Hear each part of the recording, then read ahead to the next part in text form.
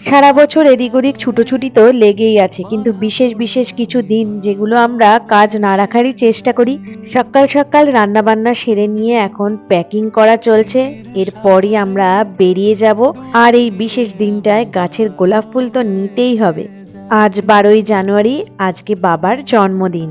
আমার ঠাকুমা কোনোদিনই জন্মদিনে পায়েস রান্না করে দিত না বা 5 রকম ভাজাও করতো না।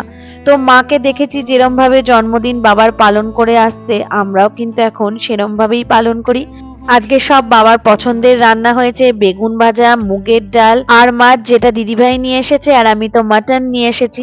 আর রয়েছে টমেটোর চাটনি। শুভ দিনে একটু মিষ্টি মুখ তো করতেই হয়, তো বাড়িতে আসার সাথে সাথেই বাবা আমাদের সবাইকে মিষ্টি মুখ করিয়েছে। অনেক অনেক দিন পর সবাই একসাথে হয়ে হই হুল্লোড় করে একসাথে খাওয়া দাওয়া করে আর গল্প করতে করতে কখন যে সময় কেটে গেল বুঝতেই পারলাম না।